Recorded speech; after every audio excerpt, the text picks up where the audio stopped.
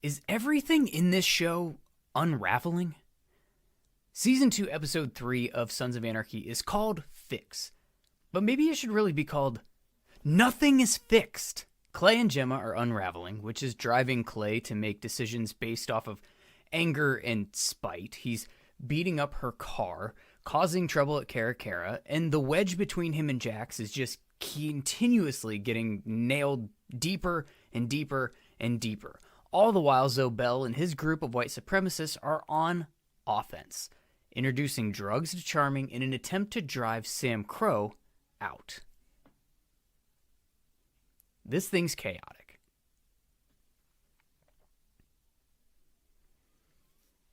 Welcome to Belated Binge, the podcast that exists so that you can relive your favorite show, Sons of Anarchy. Before we jump in, I want to send a huge shout out to Harley117 and one other just incredibly awesome individual in the Bonus Binge Squad on Patreon.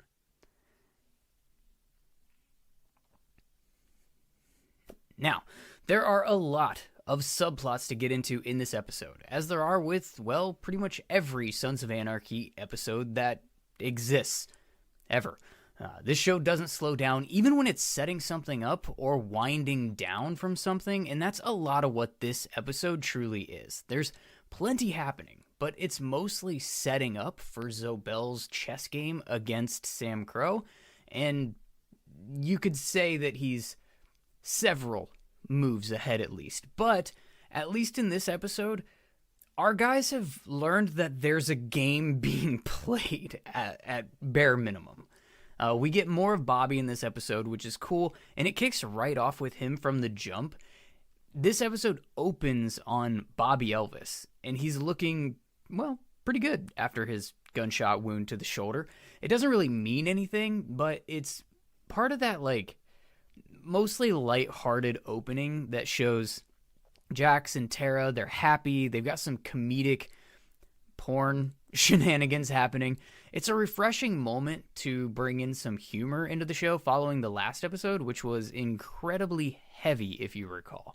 As a reminder, that last episode was the major fallout from Gemma's sexual assault, and the club was dealing with their own fallout from Jax staging that Mayan that Opie killed as a gang shooting, putting the Niners and the Mayans at odds again, and the club smack dab in the middle of it, and it came back to bite them when the Mayans blew up that gun drop that the Niners were having, and that's where Bobby got shot, and we saw Opie do that weird, not afraid to die bit where he just walks right out into a hurl of bullets. Luckily, nobody in these shows can shoot unless we absolutely need them to. Then they're snipers, but that's not what we're doing in this particular episode, because it's not all fun and games. We're starting to see the impact of Gemma's secret on her marriage to Clay, which is the first storyline that we're going to follow here. Clay's getting frustrated because it's been a few weeks since the accident, and Gemma seems to be spending a lot of nights on the couch, and he's not a fan. They clearly haven't had any intimacy, and that is not something he's particularly thrilled with, and they don't seem to be communicating a whole lot either.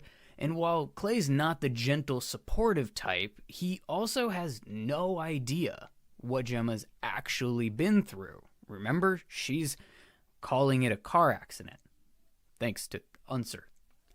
And in his mind, she had that car accident, and she's sore. That shouldn't equate to her putting this distance between them in their, most intimate moments and in their marriage. Now, he also might just want laid, but I get the feeling that it's not just the physical part, because it does seem like she's mostly avoiding being around him in general, and he has no idea why. You don't get too many moments to actually feel for Clay on this show, but this is kind of one of them.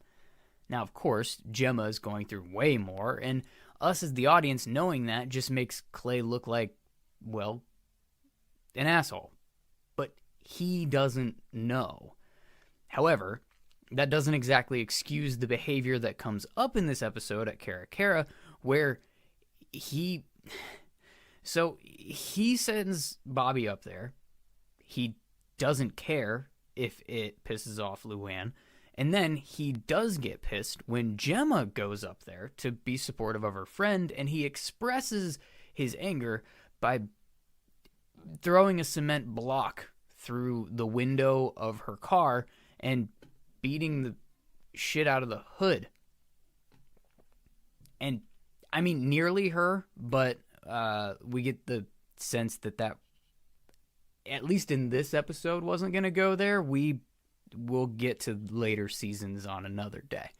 Luckily, Jax is there to kind of step up and calm this down, just in case it did get that far. And it seemed like Clay realized something was more off than usual with the way that Gemma reacted to his touch. Because again, yes, was it out of line?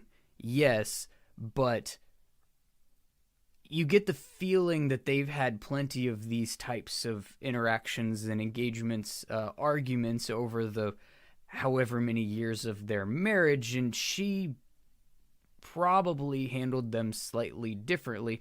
A more controlled Gemma, a controlled Gemma that we're used to seeing already on this show, and she freaked out in a way that is very much not Gemma. He does try to reconcile later in the episode and talk to her about it very calmly, and Gemma still can't stand for him to touch her. And she doesn't even want to have dinner with him, likely because she knows what dinner is probably going to be expected to lead to, and she's just not ready for that. And instead, she sends him to the porn party, and she knows that she's giving him the hall pass.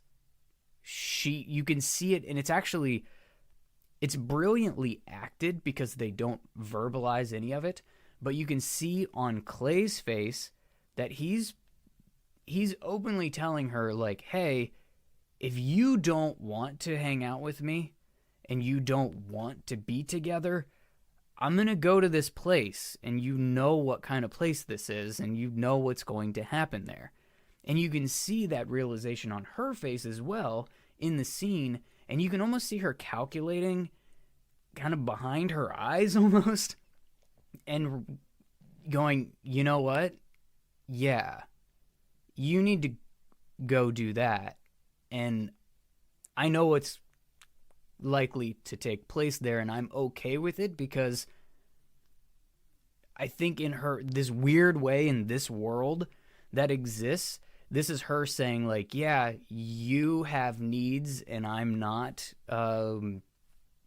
satisfying said needs, and so I'm giving you permission to go take care of that.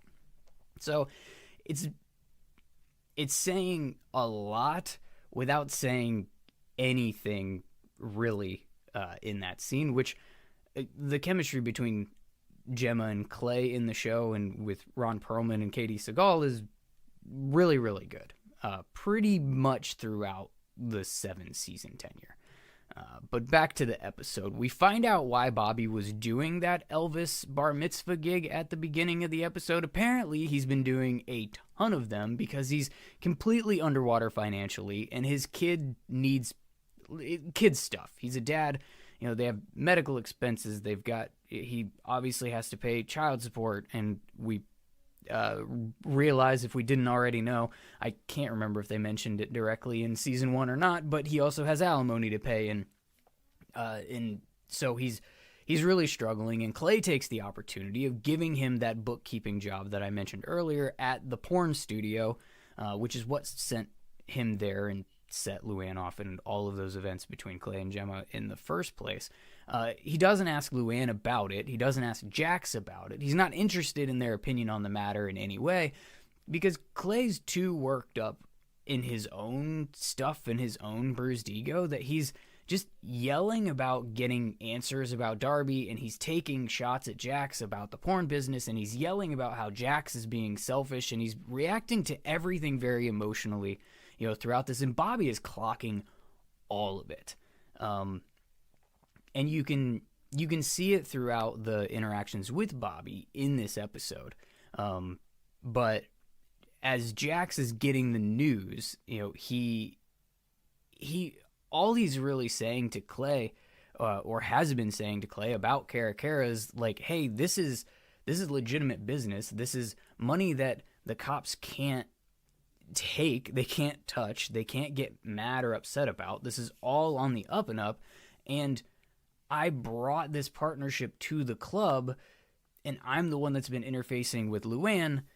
You should have given me a heads up that you were going to send Bobby there. He's not saying I would have said no to Bobby being there or argued about Bobby being there. He just said, hey, you should have, given me a heads up. And you see that again with the interaction with Bobby, where he said to him, I'm happy to have you there. I'm supportive of this. I just, should have known that it was happening. And as this is happening, while Bobby is uncovering just all kinds of issues with Luann's accounting abilities, or so he thought, we find out why she's actually so upset to have him there. It's not because she's getting pushed out of her business. It's not because the club is overstepping their partnership. It's not because her books are actually in shambles. It's because he finds the money that she's been hiding from the club since day one. And we don't get a true explanation as to why. At first, it almost seems like an extortion type of a thing, but then you have to kind of like piece together for yourself that Luann is Otto's old lady, and Otto was the one who gave her the money to start the business that she has. And so it seems like where Otto got the money from was from the club, and there was likely some kind of agreement in place to where they got like an investment fee of some sort that she wasn't paying them. And she decides that instead of letting Bobby get out of that office and taking it to the table, she's going to use her considerable skill set to persuade him to keep this information confidential between just two consensual adults who are protected under what we learned to be called a prison clause, because I just mentioned she's Otto's old lady, and Bobby points that out, and she knows the bylaws of her actions, apparently. And this seems to be more than Bobby can really handle based off of his silence and his limp afterwards. So outside of Bobby, it's not just a big episode for him. It's also a big episode for Jax and Tara too. And before I get into that part, I just want to give a moment of appreciation for the way that they staged his DX in this scene at the park. His motorcycle, the angle of the shot, the way the bike just it looks like a wet dream. I personally would like a little bit more pullback than he has on the T-bars, but, maybe go stainless 2-1. Real Dynabro. I would go real Dynabro on his Dyna, although some people credit this show for the birth of Dynabro. I cannot say one way or the other. All I can say is it's a beautiful motorcycle. Jax and Tara have what do they call it? A carnivorous moment, full of porterhouses and public displays of affection, and they didn't quite get to public nudity yet because it gets interrupted because of Bobby's said appearance and how well that was taken by Luann, as you may have expected and we've alluded to already, but not for the reasons that you might expect, which we find out later. For now, Jax just has to clean it up because he wasn't brought into the loop by Clay, and these two butting heads continues to be a problem, yet we've barely scratched the surface. And Cara Cara is almost like the innocent bystander at the center of the feud between Clay and Jax throughout the whole season. It's not just an issue with Clay and Jax either, it's also an issue for Tara, with one actress at Cara Cara in particular, Ima. And she's got a clever little plan to get her wish, which is apparently Jax, which they didn't really set up very well, in my opinion. I don't know. They kind of bring this character out of seemingly nowhere. Her and Lila were both introduced in the last episode as obviously actresses within Luann's porn business, but we didn't get a lot of them. And I mentioned I actually did a thing for social media and on Shorts, if you're watching on YouTube, about how they actually introduced these two characters completely perfectly, and they kind of foreshadowed who they would be from a personality standpoint in just nothing in the last episode. But that's what I mean. We have nothing, and we don't get the sense that there's been anything between Jax and her in like any sense at all heading into this. And yet she's like demonstrative with Tara, acting almost as if her and Jax have some kind of, when I say relationship, I don't even mean an intimate one. I mean any at all personal relationship between the two of them.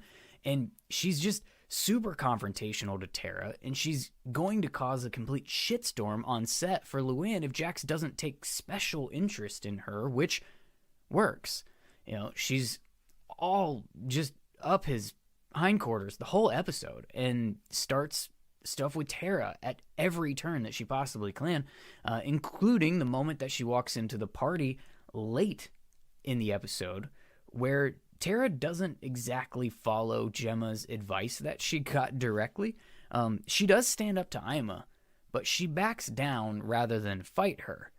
But, of course, we know, as the episode closed, Tara gets the final laugh in the bathroom and gives Ima that, how do you like this look over Jax's shoulder as they're, doing the thing. So the next big plot point that I want to get into, though, is the white supremacy group that is continuing their goal of getting rid of SAMCRO. Zobel sharing the photos of Clay meeting with Leroy in the last episode with Hale. It's the start of their new game plan, the next step in their phased approach, because clearly they're playing chess. The pitch to Hale is to start a drug problem in Charming to get rid of the club, and then when Hale takes over for Unser, the drugs just magically go away and he gets to look like the hero. And I love that Hale doesn't immediately fall for this. Remember back to the first episodes of this show back in season 1, when we met Hale, he's just a complete and total douche. Let's be honest. It is what it is. He gives you the impression that he would absolutely salivate over an opportunity to become chief, to get rid of SAMCRO, and have everyone think that he is the hero. But that's not truly who he is. He has integrity. He has morals. He's too straight-laced to align with our anti-heroes, of course, but he's also not about to do something that's going to harm the town to get him what he wants. Or so we think. And while we're thinking, Zobel is thinking he doesn't care. He has no concern about whether he actually has Hale on board or not. He never did.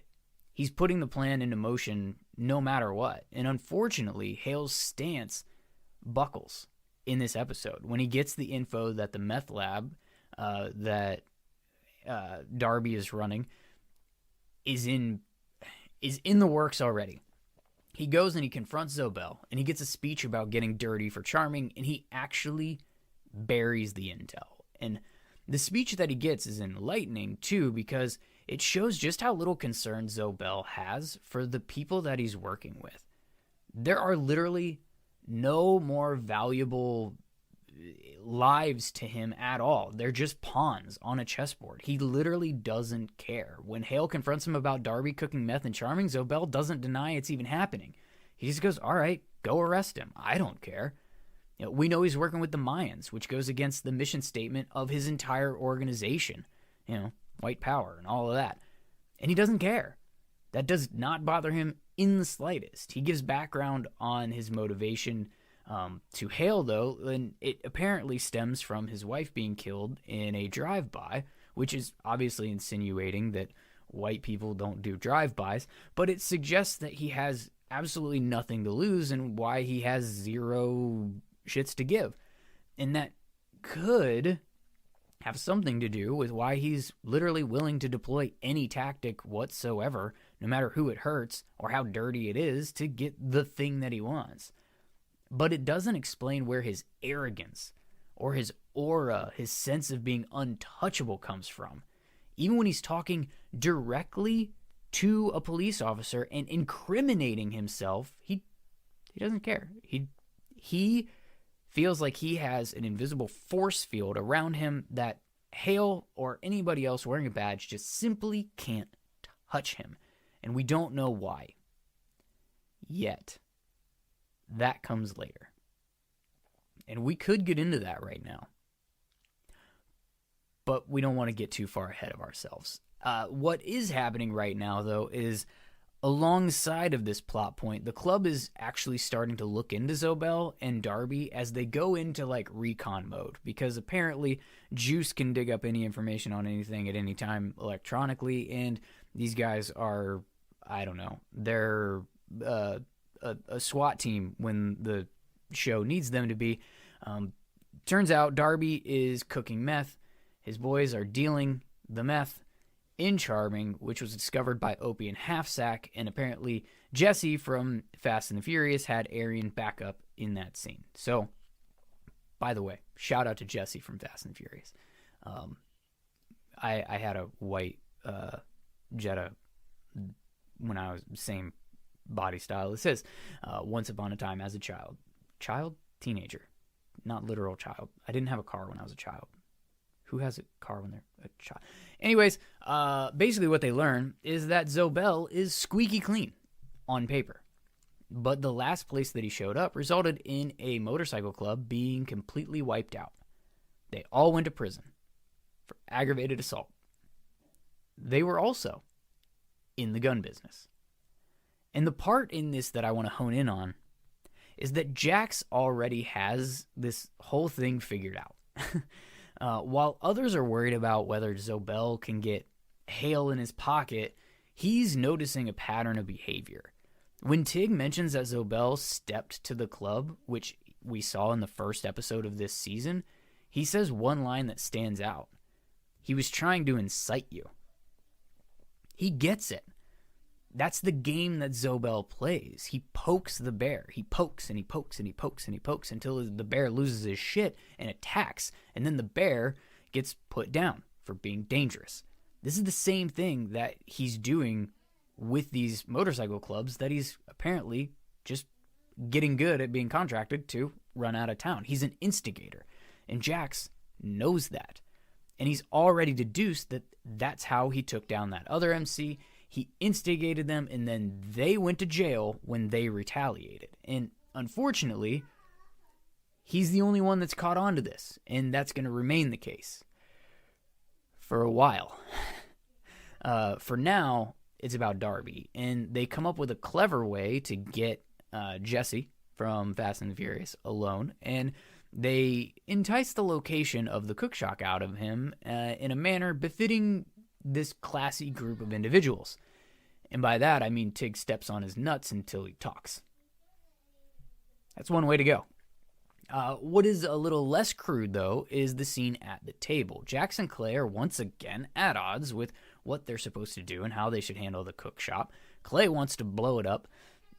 Jax doesn't want the trail to lead back to them.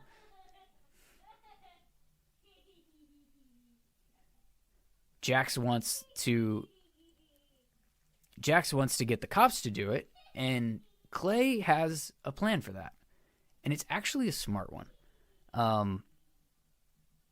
They decide that they're going to give the info to the police, but instead of giving it to Unser, who is chief of police, they're going to give it to Hale. And the idea here is that if he shuts it down and does his job, he's obviously not working with the bad guys.